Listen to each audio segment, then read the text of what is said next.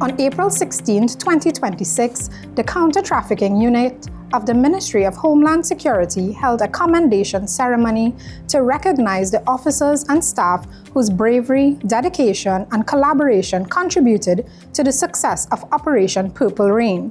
This mission marked one of the most integral anti-human trafficking efforts undertaken by the CTU, leading to the unit's first preventive detention order, the apprehension of a key suspect, and the safe recovery of victims of human trafficking. I often say that human trafficking is as close to slavery as I see. You could imagine someone who's caught in a place, cannot leave, and then they hear the knocking on the door, and then the officers hear you appear. You could imagine what that feels like to someone who has been there. I'm hoping that every exercise that you conduct is a successful one.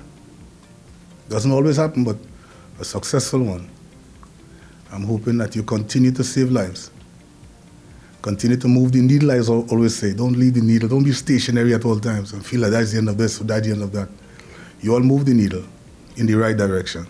This award here today is to show that we as Trinidad and Tobago would have collaborated with international agencies and other regional and local stakeholders to have the greater good for the greater majority and therefore protect all victims of human trafficking within our jurisdiction.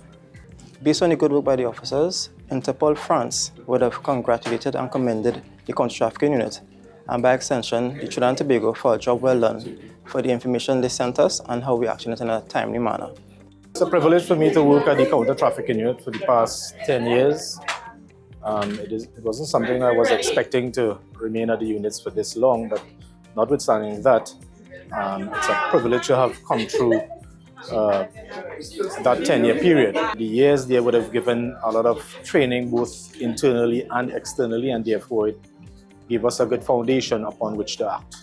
I think it is extremely important to recognize the work of any organization, especially one such as the Counter Trafficking Unit, the body that is indebted in legislation and whose responsibility is a regional one.